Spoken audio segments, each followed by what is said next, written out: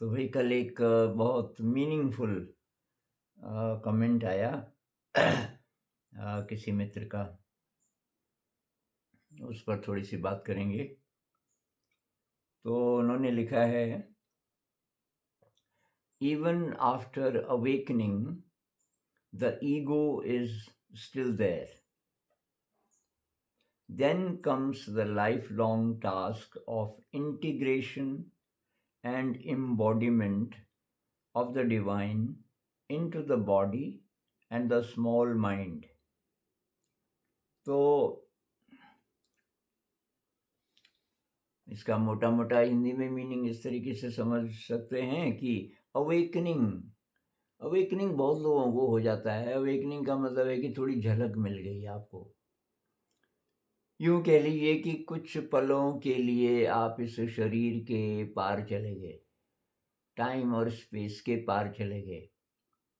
तो किसी को आउट ऑफ बॉडी एक्सपीरियंस हो गया।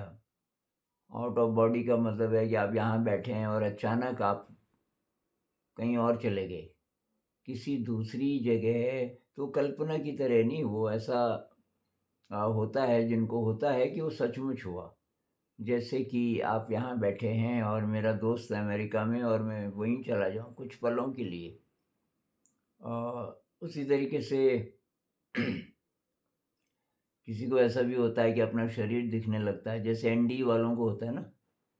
तो वो भी आउट ऑफ बॉडी है एक तरीके का। अब वो तो मर जाते हैं तब दिखता है उनको छत से, लेकिन मरे हुए में नहीं, मतलब जागे हुए में हम जो सामान्य लोग हैं, तो ये हो सकता है आउट ऑफ बॉडी।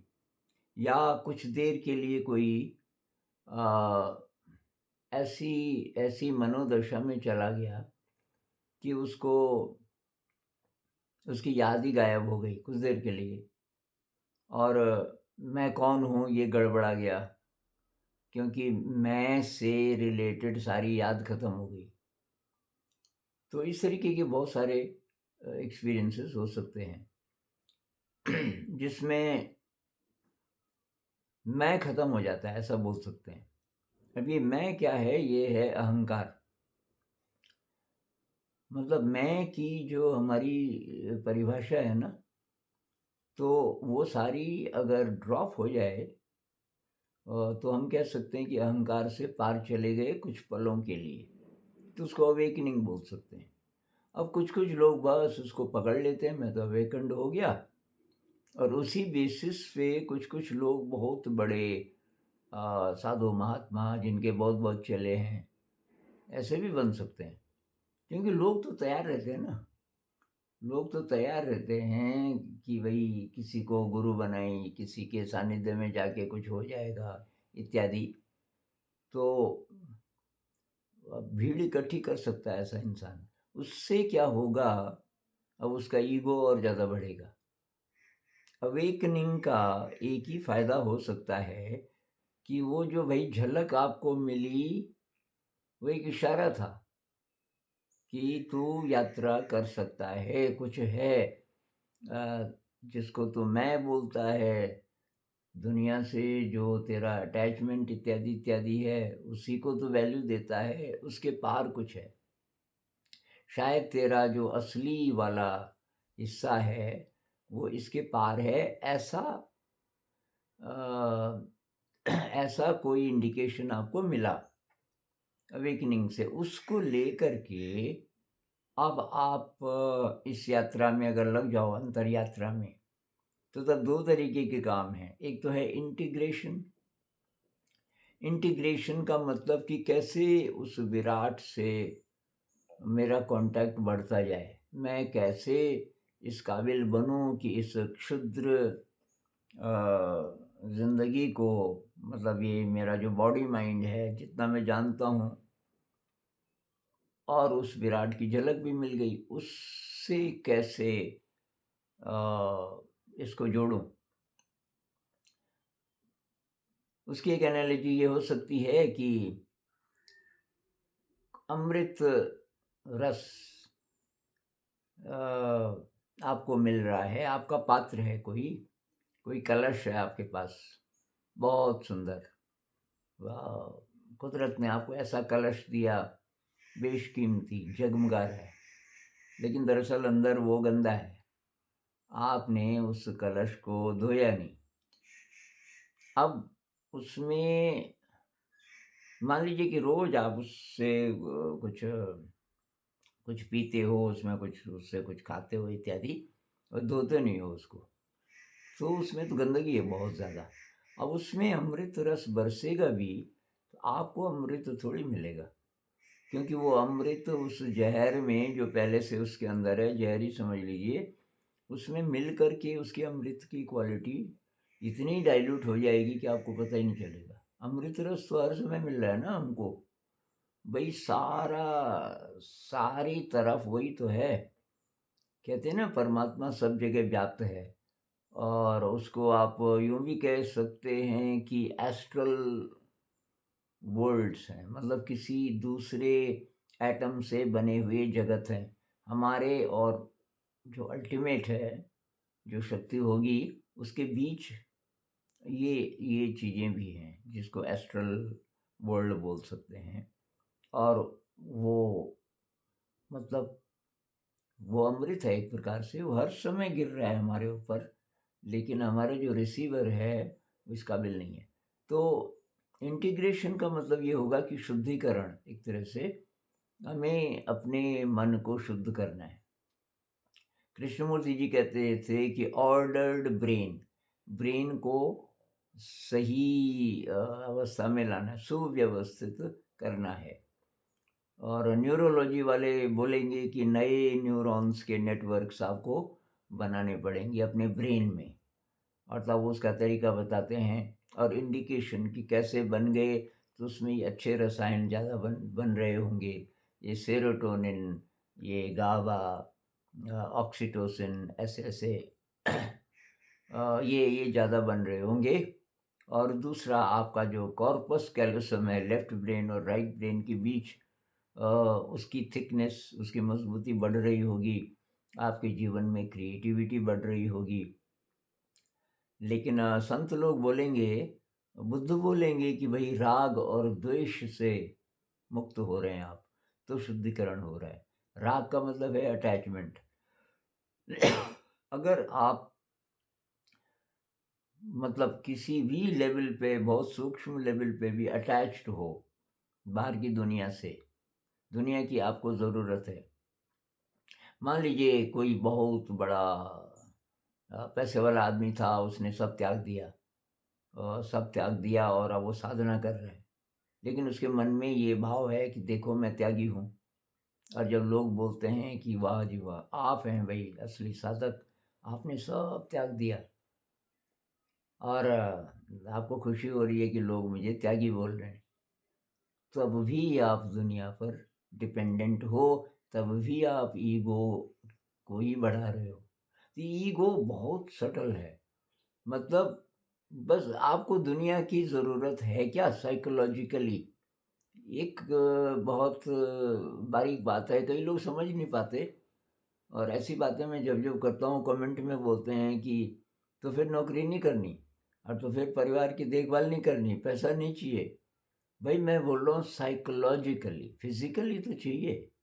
भाई जब तक शरीर है, खाना खाओगे ना, तो अपने आप तो नहीं बना सकते, खाना तो बाहर से आएगा, जगत से आएगा। उसके लिए नौकरी करनी पड़ सकती है, कुछ ना कुछ काम करोगे। आप एक डिपेंडेंट जो लोग हैं, आपके बीवी बच्चे हैं, भाई बहन हैं, माता पिता हैं, उनकी भी देखभाल करोगे।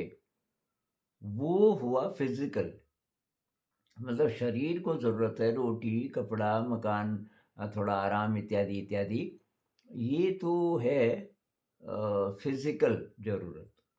लेकिन मैं कह रहा हूँ साइकोलॉजिकल, तो साइकोलॉजिकल ज़रूरत में ये चीज़ें आती हैं कि मैं मतलब मुझे लोग अच्छा कहें, मेरी इज्जत करें, मुझे महान समझें, मेरी जय जयकार करें। अब अहंकार कितना भी बढ़ सकता है।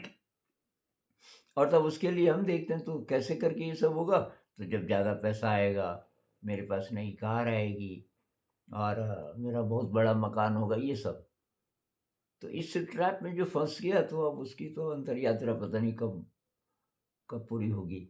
लेकिन अध्यात्म में भी ये अहंकार को आप बढ़ाते रह सकते हो, वहाँ पे बहुत सावधान। ख़ासकर जब आपका नाम होने लगे कहीं, वाह-वाह होने लगे, तो आप बहक तो नहीं जाओगे? तो कई लोग कहते हैं ना कि ये संसार से दूर कहीं गुफ़ा में चले जाओ, एकांत में चले जाओ, कोई जाने ही नहीं आपके बारे में। तो ठीक है, पर कभी तो आओगे वापस। वापस आओगे तो तब आपको पता चलेगा। तो ये जो अवेकनिंग है, आपको जो झलक मिली, तो झलक मिली तो इसका मतलब आप पार हो गए, ये मत सोचो। और बुद्ध तो कहते हैं, वो बात ही नहीं करते इसकी। लोग कहते हैं ना झलक मिली, अच्छा सिद्धियाँ आ गई, कभी-कभी कहते हैं कि उससे खुशी मिलेगी तब। ब्लिस की फीलिंग पहले मिलती थी ध्यान में, अब नहीं मिलती। बुद्ध इन सब चीज़ों को डिसमिस कर देते हैं।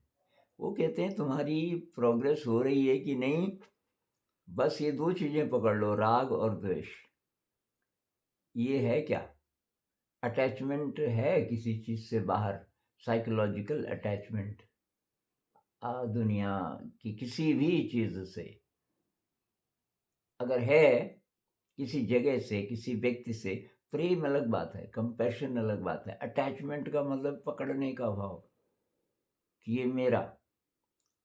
जैसे ये प्रेम में लोग सोचते हैं कि उस लड़की से प्रेम हो गया था, वो चली गई, अब मैं तो आत्महत्या करने वाला हूँ। भाई तेरा प्रेम था ही नहीं, वो था अटैचमेंट, पकड़ने का भाव। तो पकड़ने का भाव है तो वो तो अहंकार है, वो प्रेम थोड़ी है। तो राग और द्वेष, द्वेष का मतलब ये चाहिए, ये नहीं चाहिए। द्वेष का मतलब है ये व्यक्ति नहीं चाहिए, ये स्थिति नहीं चाहिए, दुख नहीं चाहिए, कष्ट नहीं चाहिए, वगैरह वगैरह। तो जब आप तटस्थ हो जाते हो, भाई जीवन में जो आ रहा है उसको एक्सेप्ट करो, है ना, और साइकोलॉजिकली उससे फ्री रहो। तो अगर ऐसा हो रहा है तो आप का शुद्धिकरण हो रहा होगा, जो कि ज़रूरी है इस इंटीग्रेशन के लिए। इंटीग्रेशन का मतलब है कि उस विराट से कैसे संपर्क साधें। एक एनालॉजी है ना कि अचानक अभी आ जाएं आपके आराध्य, मतलब जो भी वो सुपर पावर जिस भी नाम से आप बुलाते हो, आ जाए और आपके कमरे में गंदगी गंदगी है, कहीं बैठने की जगह ही नहीं, कहाँ बिठाओगे? तो वो तो हर समय है हमारे पास, लेकिन बिठाएं कहाँ उसको? क्योंकि गंदगी है चारों तरफ। तो इसलिए ये गंदगी को मिटाने का काम जीवन भर का है।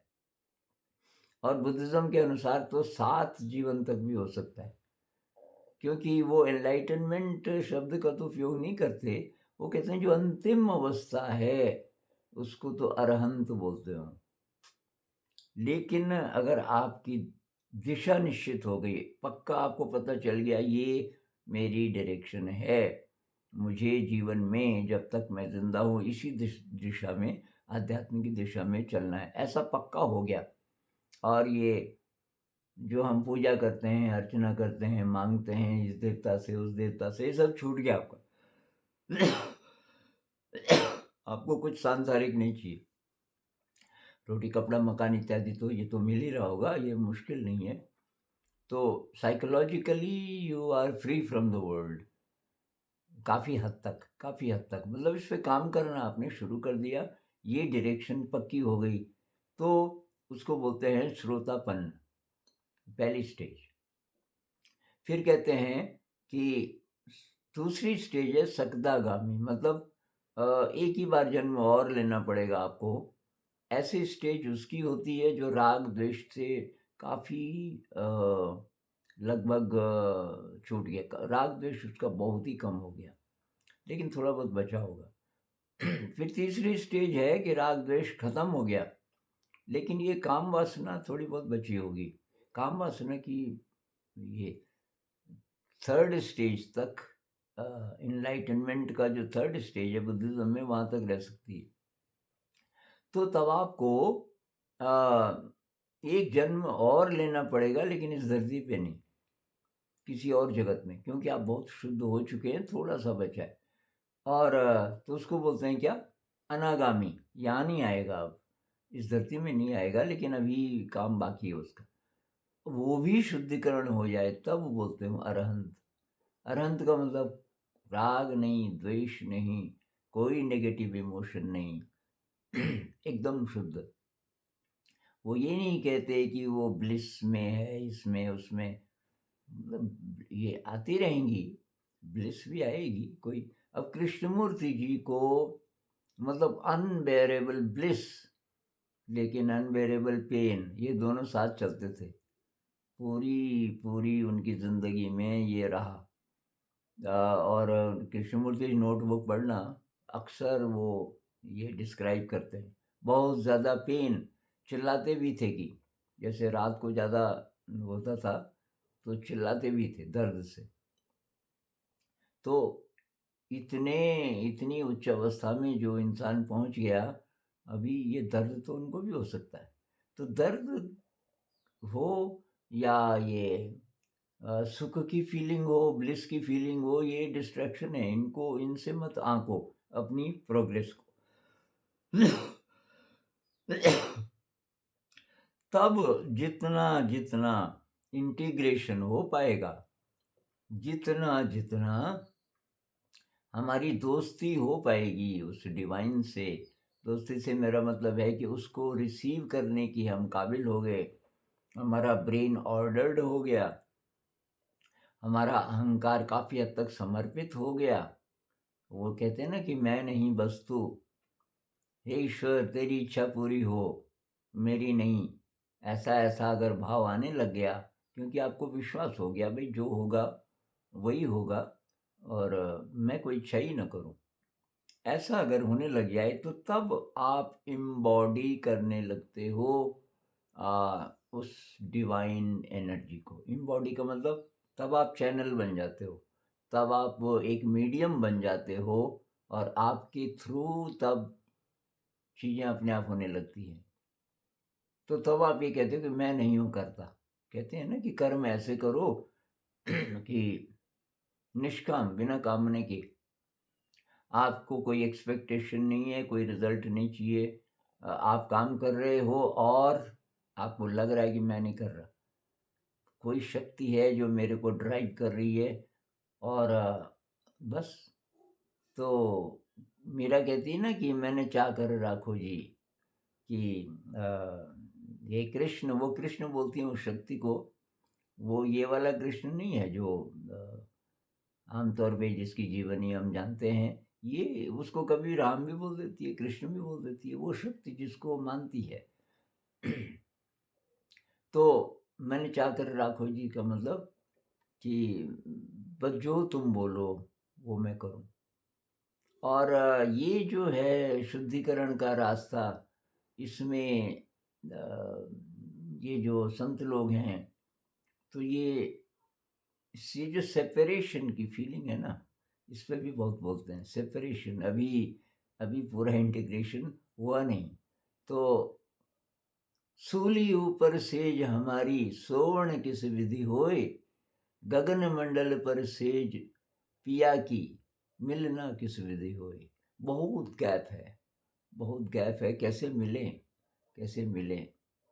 और कबीर कहते हैं, सुखिया सब संसार है, खावे और सोवे, दुखिया दास कबीर है, जागे और रोवे। ये साधना का समय है। संसार सुखी मतलब सोया हुआ है, सुखिया सब संसार है, सब सोए हुए हैं, सब स्लीप वॉकर्स हैं। कुछ लोग कहते हैं ना कि नींद में चलने की बीमारी नहीं होती, वो है ह्यूमैनिटी को, सब नींद में चल रहे हैं, उनको पता ही नहीं क्यों पैदा हुए थे। हमारे अंदर क्या विराट संभावना है, कहीं से इशारे तो बहुत जगह से मिलते हैं, पर वो नहीं लेते हो, अपनी अपनी धुन में है, स्लीप वॉकर्स। तो सब तो खावे और सोए, बस ऐश आराम आमोद प्रमोद, वही जिंदगी है ज़्यादातर लोगों की। दुखिया दास कबीर, ये कौन सा दुख है? The pain of separation, the pain of separation, उसका दर्द कि उससे अलग। याद पिया की आए, सेपरेशन के बहुत सारे भजन हैं इस प्रकार के, और उसमें यही बात है कि ये साधक की छटपटाहट कि मैं कैसे इस काबिल बनूं कि मैं अपने पिया को, कभी पिया बोलते हैं, कभी उसको सूफी लोग उसको प्रेमी बोलते हैं, खुद को प्रेमिका बोलते हैं। तो क्योंकि ये अहंकार है ना, इसी को घूंघट भी बोलते हैं। घूंघट के पट खोल रे तुझे पिया मिलेंगे, कबीरदास जी बोलते हैं। घूंघट के पट कैसे खोलें, घूंघट का पट, उसके लिए मेडिटेशन है। शून्य महल में दिया जला ले, आसन सो मत डोल रे।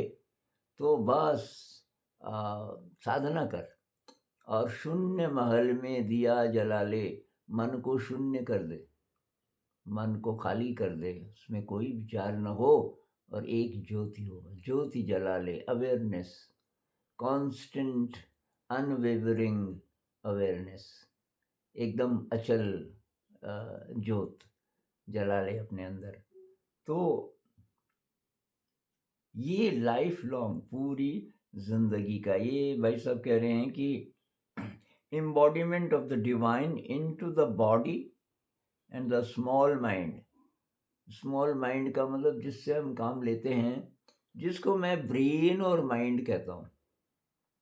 मेरी डांस शब्द भी कई लोग पढ़ रहे हैं आजकल, बहुत लोगों ने, मतलब 100 से ज़्यादा लोगों के पास तो पहुँच चुकी है डांस शब्द भी।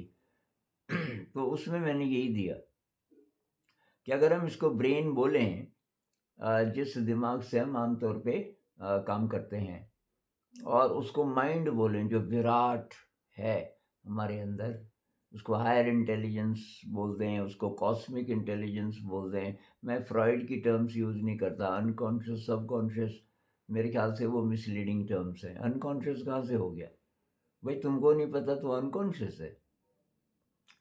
सुपर कॉन्शियस बोलें तो ज़्यादा अच्छा है। तो उसको मैं माइंड बोलता हूँ, जो भी अभी छुपा हुआ है, जिसको हम एक्सेस कर सकते हैं साधना से, या ये जो अवेकनिंग में ऐसे ही होता होगा, कोई कांटेक्ट बन जाता है कुछ देर के लिए उससे। तो अब वो जो डिवाइन एनर्जी आपको एक्सेस होने लग गई, थोड़ा शुद्धिकरण हो गया, तो तब आपकी बॉडी बदलेगी अंदर से। साधक लोग ये महसूस करते हैं कि शरीर लगातार बदल रहा है, बहुत डीपर लेवल पे। एक किताब है द एंडिंग ऑफ टाइम।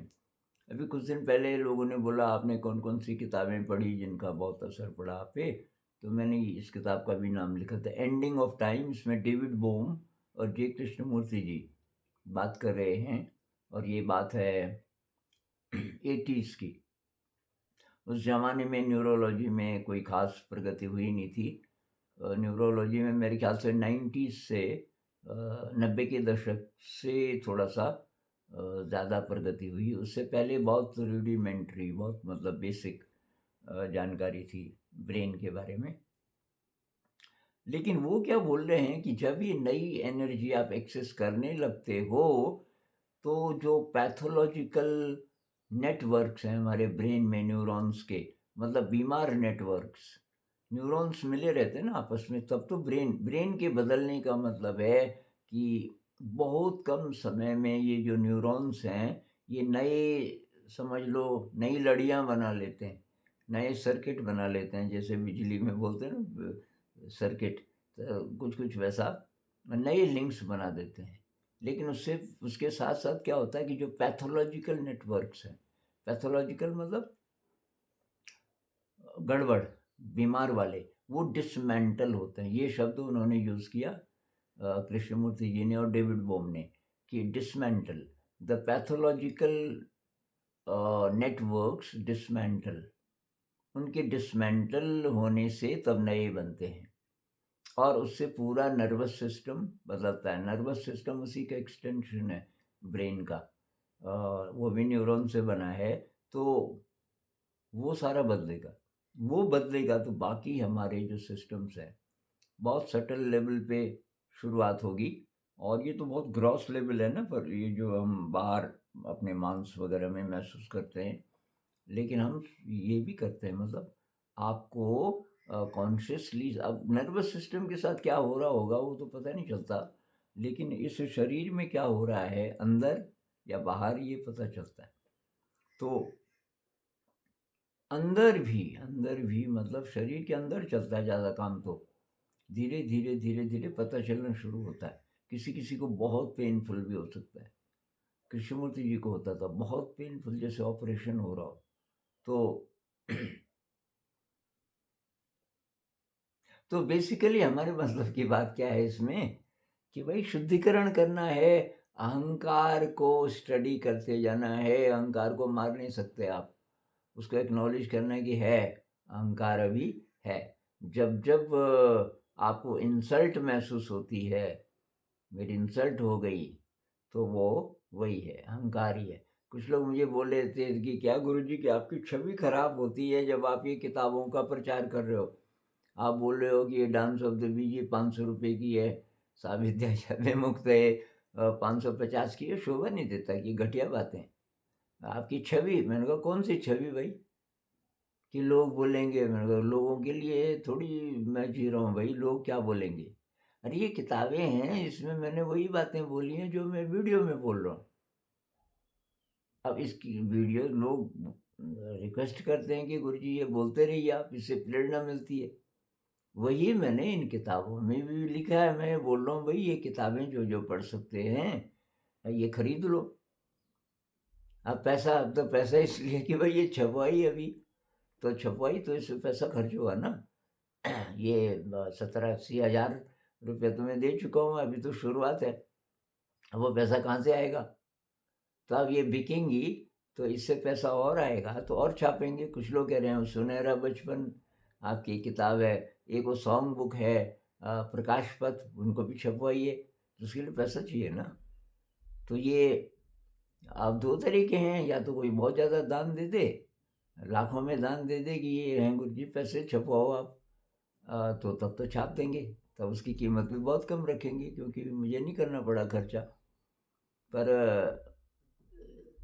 खैर, तो ये जो आपको शोभा नहीं देता ये ट्रैप है भाई। आप ये किताबों के बारे में लोगों को बताना चाहते हो ना, वही तो कर रहे हो। तो छवि कौन सी, क्या आप बहुत महान हो? अभी किसने बोला महान हो? तुम मान रहे हो ना। ये है ईगो, कि भाई मैं एक साधक हूँ और मैं इससे शुद्धिकरण के मार्ग पर हूँ, और रोज़ मेरा काम यही है, मैं पूरे दिन लोगों के साथ इंटरैक्शन में। अब मेरे साथ तो 10-12 लोग तो रोज़ रहते ही हैं, जो हमारी कम्युनिटी है। तो उन्हीं के साथ भी इंटरैक्शन में पता चलता रहता है कब कब थोड़ा सा गुस्सा आ गया, थोड़ा सा खराब लगा, थोड़ा सा ऐसा लगा वैसा लगा वगैरह। आप अपनी ईगो को जांच सकते हो धीरे धीरे धीरे, कि भाई बढ़िया डिश बनी थी और मेरे को भूल गए ये लोग, मेरे लिए रखी ही नहीं, क्योंकि मैंने थोड़ा पहले खा लिया था। तो उसमें एक तो ये है कि भाई मुझे भी खानी थी, वो तो ठीक है, लेकिन इनको याद कैसे नहीं आई मेरी, मतलब कैसे मुझे कैसे भूल गए, वो ईगो है, मुझे कैसे भूल गए। अरे भाई भूल जाते हैं बहुत बार। तो तुझे कोई मतलब खास ही स्पेशल इंसान क्या है खास? तो ईगो को स्टडी करना है लगातार, और ये लाइफ लॉन्ग प्रोसेस है ये। ऐसे अब कई लोग कहते हैं ना मेरी सहस्रार तक पहुंच गई, या मेरे में कोई सिद्धि आ गई। कुछ कुछ लोग ये भी बोलते हैं कि सिद्धि आ गई, जैसे मुझे किसी आदमी के बारे में पता चल जाता है, उसकी वाइब्रेशन पता चल जाती, इत्यादि इत्यादि। भाई इन चीज़ों में रस मत लो, अगर ऐसा है भी, सब चीज़ों को डिसमिस करो। ये इंडिकेटर नहीं हैं आपकी प्रोग्रेस के। प्रोग्रेस के इंडिकेटर केवल ये हैं कि भाई आप साइकोलॉजिकली बाहर के संसार से मुक्त हो रहे हो या नहीं, या पुरानी भाषा में कहें कि राग और द्वेष से मुक्त हो रहे हो कि नहीं। नेगेटिव इमोशन कितना है अभी, उससे मुक्त हो रहे हो कि नहीं। आपका कंपैशन, करुणा, आपका प्रेम, द प्रेम मतलब वो फीलिंग किसी के लिए, लेकिन माइनस अटैचमेंट। अटैचमेंट नहीं, पकड़ने का भाव नहीं, बस देने का भाव कि भई कोई दुखी है, मैं इसके लिए क्या कर दूँ? दुखी नहीं भी है लेकिन उसके प्रति कोई अच्छी फीलिंग आती है, तो वो तो ठीक है, लेकिन उसमें पकड़ने का भाव वो नहीं। तो पकड़ने का भाव मतलब राग, ये जाँचना पड़ेगा लगातार, लगातार। और ये ज़िंदगी भर का काम है। ये कोई ऐसा नहीं है कि इतने जी हमने इतने साल ध्यान कर लिया और बस अब हम तो बहुत उच्च अवस्था में पहुँच गए। तो किस अवस्था में पहुँचे ये आपको रोज़, रोज़, रोज़ चेक करना चाहिए। तो ये तो बहुत विराट विषय है, अभी इतनी बात करेंगे।